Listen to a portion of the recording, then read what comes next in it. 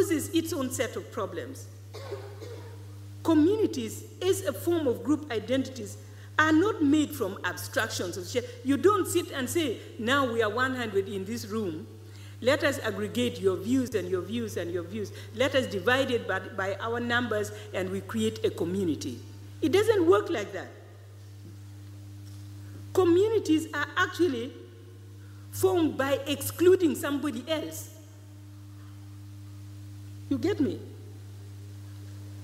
The moment you create a community, you must be very conscious about who you are excluding. The same with the nation state.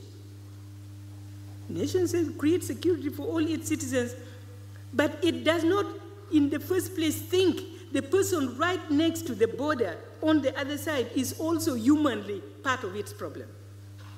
So when we are guided by these two concepts, community at local level, the state at the macro level, what we have is an interplay of systems of exclusion.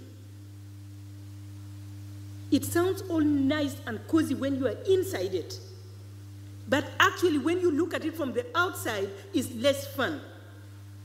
In other words, these same concepts which we are using to drive our different work and agenda, we need to be conscious of the point at which they start to function like leaking baskets. Otherwise, the xenophobic attacks of 2008 would never have happened. It was all nice and cozy here with about nation building and post-apartheid and so on. The South African state was being built, and we really, at last, we didn't realize that in the formation of that nation state, we did not have a philosophy of how to embrace the other. It caught us with a foot in the air. The xenophobic attacks completely destabilized the thinking that we thought certain kinds of things was not going to be possible. This is all I'm trying to say. Once a word starts to be repeated 5, 6, 7 times in one day, watch it. It may be reaching its own what I call the Peter principle. So we have to be very vigilant about the very ideas we use to implement to guide the actions. I guess that I'm coming towards my conclusion. Isn't my time nearly up? I don't want to incur the displeasure of my host. Before I walk down, let me touch on a couple of tricky things that we need to be aware. Where am I getting with this? What I'm trying to say is that to be morally salient, it means you are in command of the strengths as well as the weakness of the tools you are using to implement your idea. In other words, you don't wait until somebody else starts to attack you on it, and then you say, but it is good, but it's good. You should be the one who knows exactly both the limits and the strengths and the possibilities. In that way, you preempt. I used to joke that when I was advisor to the Parliament in knowledge systems, and I was asked to take the question to the scientific community to make their position known on indigenous knowledge systems. Looking back, I can make a quip about it, that it was like being tossed into the lion's den before the menu for dinner has been discussed.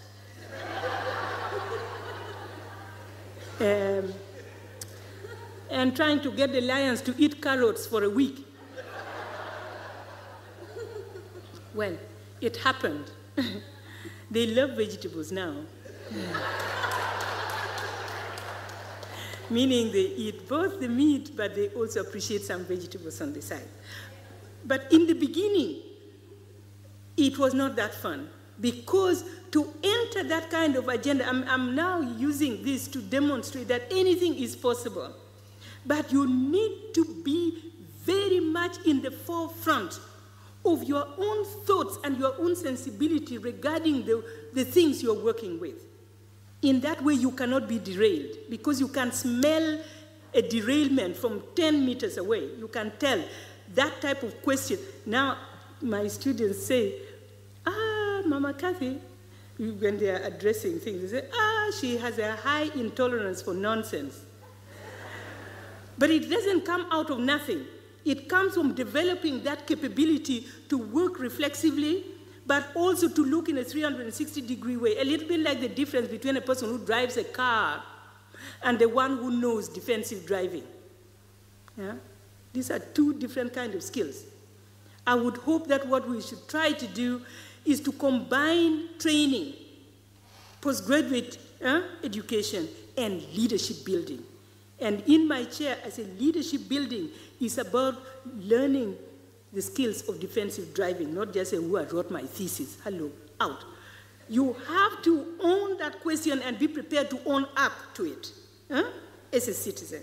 These kinds of things require a different kind of vocabulary to enter into how we groom people to become responsible.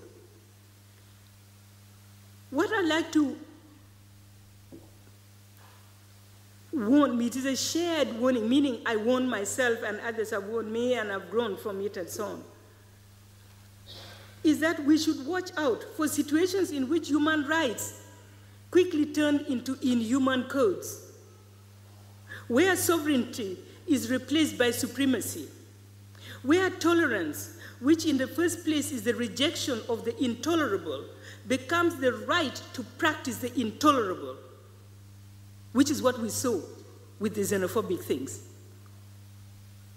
Where democracy becomes a slogan in support of hegemony, where cultural difference, which was supposed to diversify peacefully, converges instead into a practice of violence, where anti-racism becomes as intolerant as racism, where the rights of the weakest are modeled on the abuses of the rights of the strongest, which means the weak people try to seize power, but they leave intact the codes of inhumanity that was associated with that power.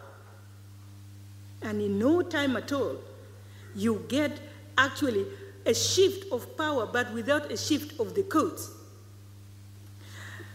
Now, let me just take myself towards the end by touching on this strange concept, which is in the title of my address, towards the integrative paradigm shift. That sounds so academic, isn't it? Yuck. Okay. So what do I really mean by that? Where I'm getting with this is the task for what I call the second generation indigenization. Once upon a time in the 60s, African countries soon after independence, they said, now indigenization. There was no indigenization of any consequence at all. It was just replacing black faces by white faces. We all slept in the emperor's palace. We loved the servants there, and no problem. Okay.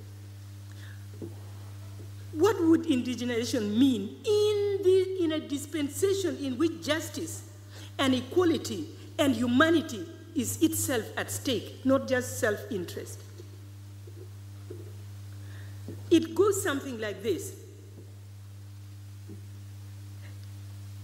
That as we become aware of the tension between the margin and the mainstream, between the subjugated and those with power, but at the same time fully cognizant of a world in need of healing, the work now needs to aim at this task of what I'm calling the second generation indigenization, which means what is the task for this present generation? It's like a generational challenge.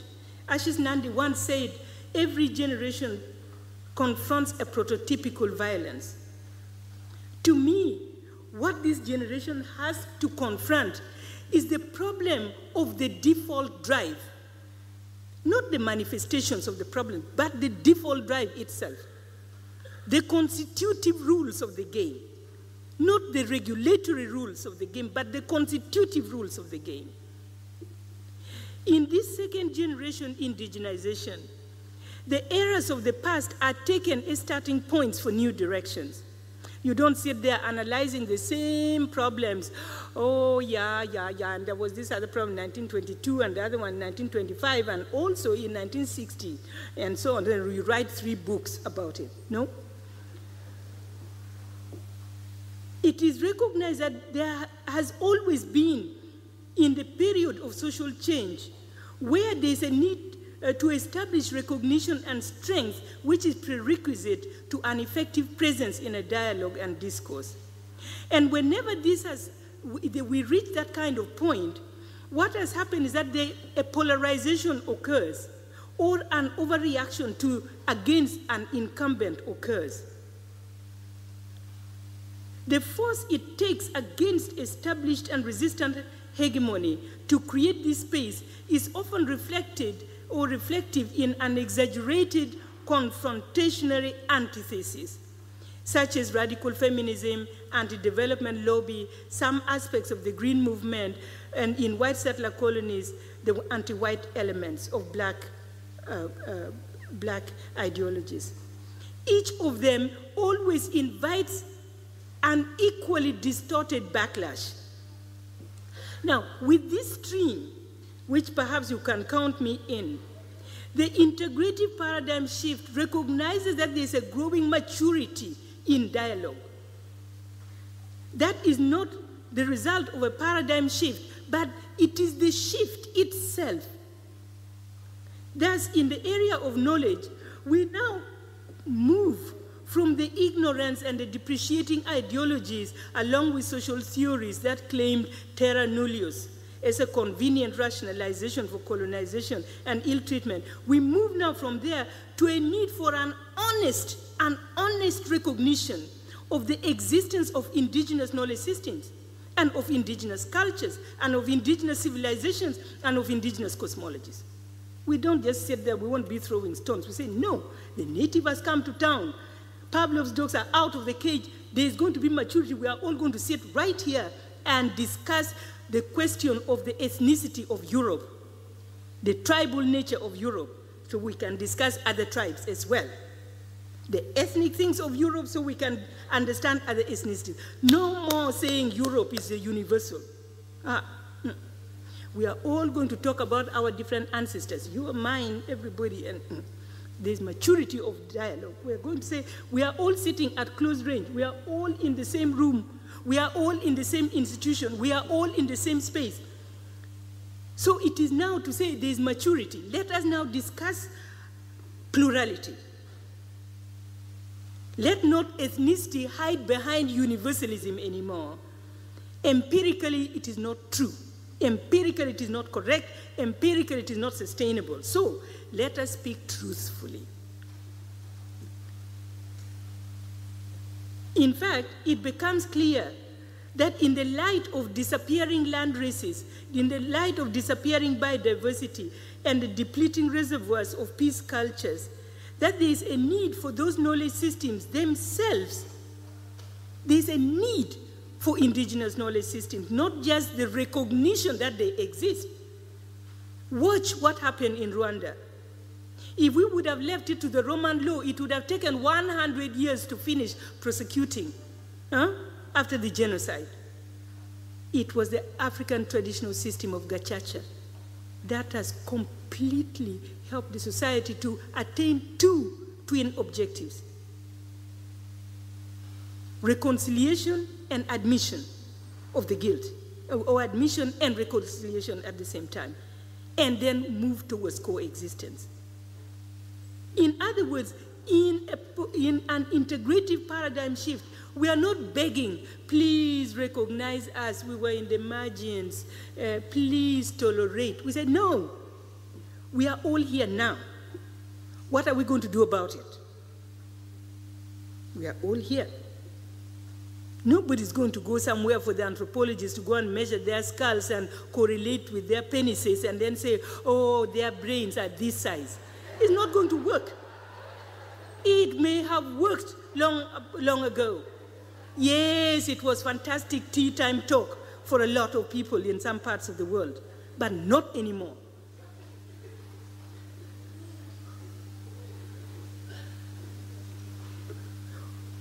Today, we can say that the knowledge paradigms of the future are beginning by reaching out to those excluded and to those epistemologically disenfranchised. And we move towards a new synthesis. And in this synthesis, empowerment is recognized sorry, in this sense, empowerment, it is recognized that shifting of power without